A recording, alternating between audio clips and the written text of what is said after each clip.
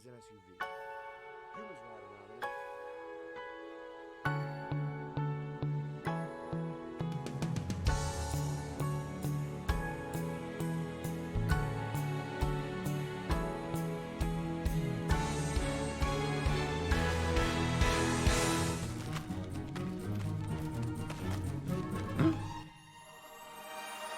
And you are...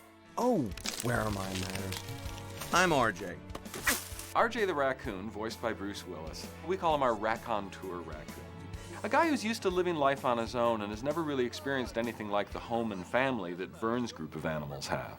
And as it turns out, RJ actually has a little secret that he actually owes some food to a bear that he ripped off. And he's using these animals to get the food back for him.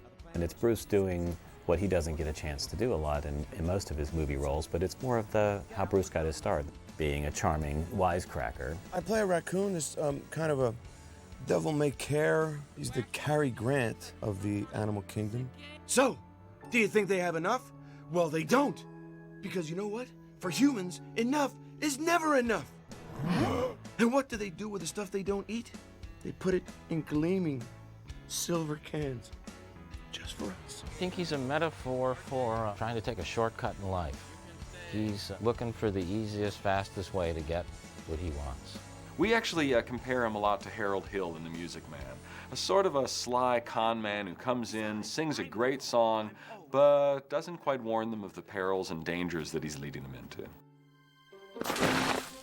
Oh, that's cold, that's cold.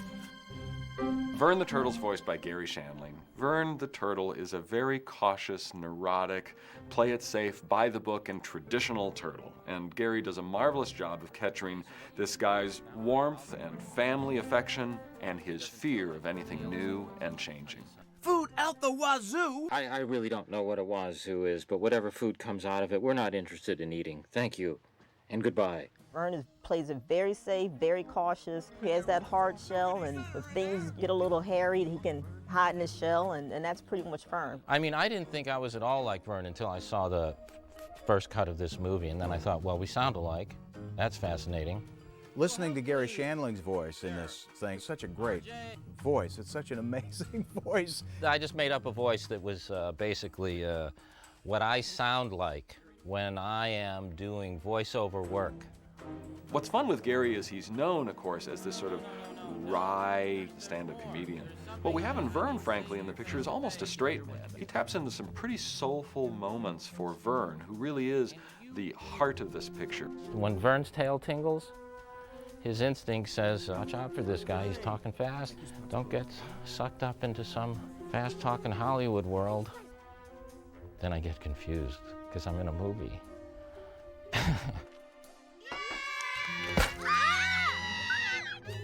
What do you think of when you think of a skunk? You think of an animal that stinks. Skunk! If this is the luggage that you carry around all your life, it's bound to shape your personality a little bit. And the way you might combat this is you cut people down to size before they get a chance to say something to you. Who does that any better than Wanda Sykes? Why does everyone think I need a man, huh? I look like a nest and smell like a swamp. So when you find a fellow who's decent, good with kids, and has no sense of smell, call me. Stella's great. She, Stella gets it. She's like, these are the cards that I've been dealt. I'm a skunk.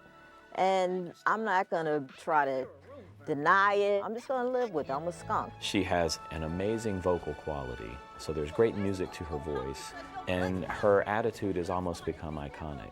All right, Jeepers, here we go. Okay, that's it. I am sick and tired of everybody taking one look at me and running the other way because they think I'm filthy. Well, I got news for you. I didn't get all prepped and preened to have some overfed Papa's puffball tell me he's too good for me. I got makeup on my butt, dude, and you don't even want to know about the cork.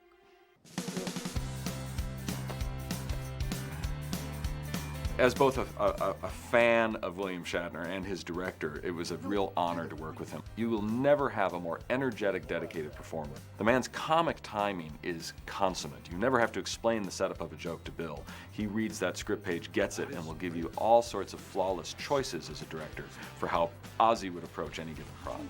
The studio is your chance to play. You get a chance to be spontaneous, to work with actors to see sort of what bubbles up while you're exploring a scene.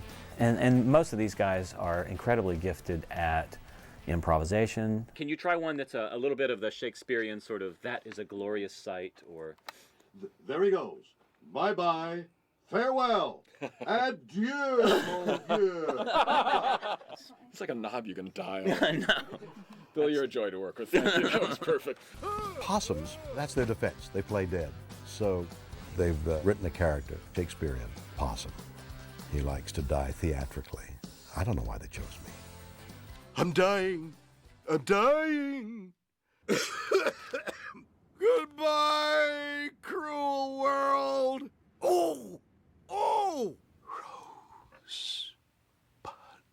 Due to the genetics, Heather is also a possum. She wanted to be a wolf, but I'm sorry.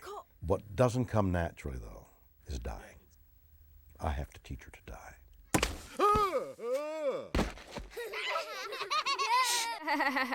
Dad, it was just snow. All teenagers are embarrassed of their parents, and it's like, oh, my father's so not cool. Isn't playing dead a little weak? I play the role of Heather, who is a possum. She's a teenager. She gets embarrassed by her dad a lot. She has a little bit of attitude. We worked our tails off, you know? A lot. And the food we gathered was totally, and you're all whatever. This is her first acting role, and she was telling us, guys, I've never done this before, and you really have to help me be successful. And let me tell you something, by the end of that first session, Avril didn't need any advice from us. She was going, let me give you this reading, let me give you this. She gave us a ton of great performances for the voice of our Heather character, and I think emerged and discovered what she can do as an actress while doing a voice for this picture.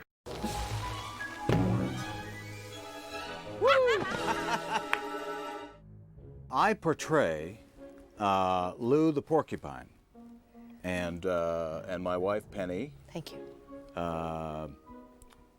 Is my wife Penny, I guess. It's played by me. It's played by Catherine, that's right. That's what I meant to say. From the moment you meet the characters of Penny and Lou, you're tapped into a richness that Eugene and Catherine bring merely because they've performed together. They know each other's rhythms and they know each other's comic timing as performers. It really helps give this set of parents a richness and a soulfulness. It was an absolute pleasure to work with them, mostly because you work with people like that and they make our job easier. They take every piece of material that you give them and plus it. Good morning, everyone. Just a super-duper morning, eh? Ah, jeepers. Whoa, not looking so good around the eyes there, huh?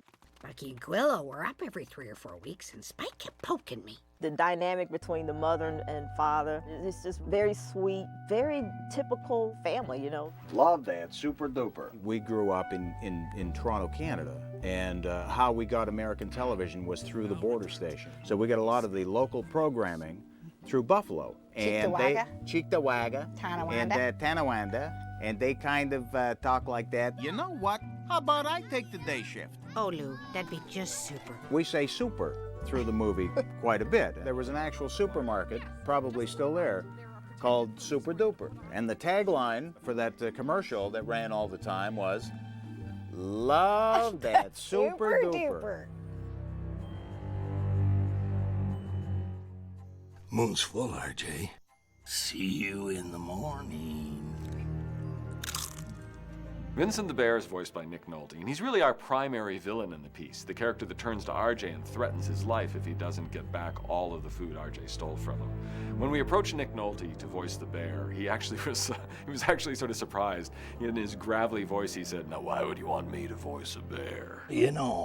As I got older and my voice got more husky like this, I was waiting for a bear role to come around, They heard me talk like this, and so I decided, boy, that sounds like a bear.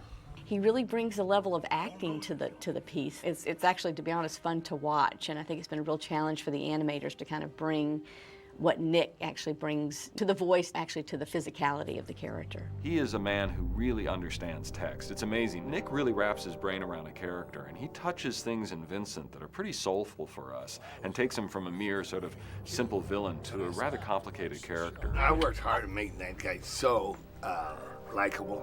A character who espouses a philosophy of selfishness that has kept him alive for a long time, and he tells RJ that that's the right philosophy for him to have, in spite of what he's learning from this group of animals. That is the most vicious, deceitful thing I've ever seen. Classical. RJ, you take the food, and they take the fall. Halt! Intruders! Intruders!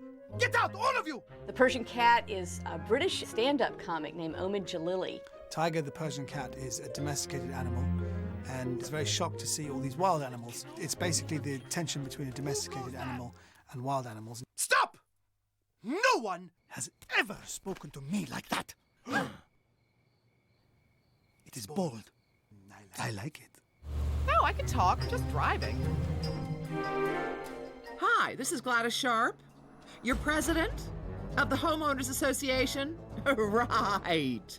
Gladys Sharp is my character's name, and she's a very career-driven woman. But her main reason for living is to maintain and run this wonderful housing development. Gladys is the president of the Homeowners Association, and she's the kind of person that walks around with a measuring stick who says, you know, your grass is supposed to be 2 inches and yours is more like 2.5. You see?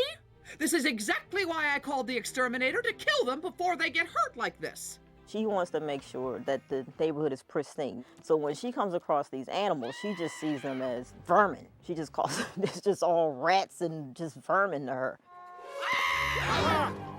Get out of here! Shoo! Get out of here! I just mopped this patio, filthy vermin! Now she calls perhaps an even greater foe into the mix. I believe someone phoned about an animal problem. Solution is standing before you. Dwayne LaFontaine is here. This is a guy who takes pest control not just as a career, but as a passion. He's absolutely an arch professional, but given his line of work, he's kind of inhumane. He has all these gadgets and he's lopping off heads and, you know, catching in traps, and it's like way over the top. What's the D Pelter Turbo. Prepare for a lot of stinging. Well, Dwayne can walk up onto a scene and just take one sniff and actually, you know the phylum, genus, and species of whatever animal has been there. That's how trained his nose is. What am I up against here?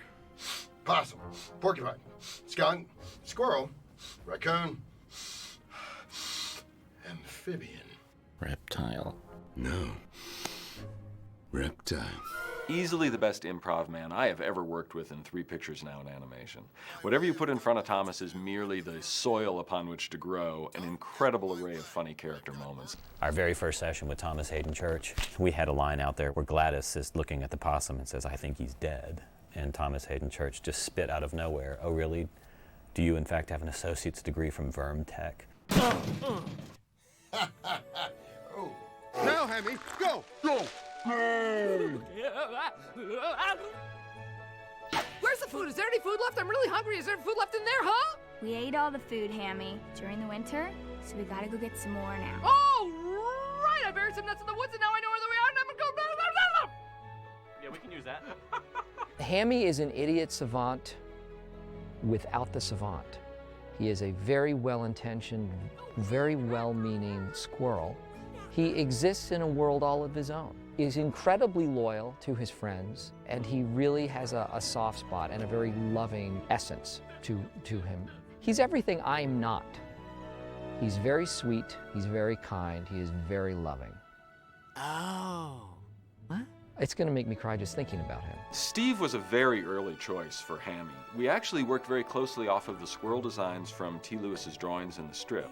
And once we started to play with how far Steve pushed the character in his voice, it was less about the design of the character and more about the character setup. In computer animation, we connect all of these controls to the character. We realized right away with the performance Steve was giving us, we needed more control.